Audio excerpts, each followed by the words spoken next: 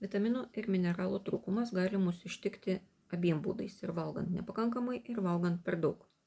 Antru atveju, nes statistiškai reikšmingai tikėtina, jog persivalgom nevertingų maisto produktų, o beverčių kalorijų. Šiame tyrime dalyvavo vyresnio amžiaus žmonės. Ši amžiaus grupė neretai valgo prasčiau arba dėl finansinių priežasčių, arba dėl suprastėjusių kognityvinių funkcijų. Todėl tikėtina gauna nepakankamai vitaminų ir mineralų. Po 12 savaičių trukusio eksperimento bendras gerovės vertinimas nepasikeitė nepriklausomai nuo to, ar papildai buvo vartojami ar ne.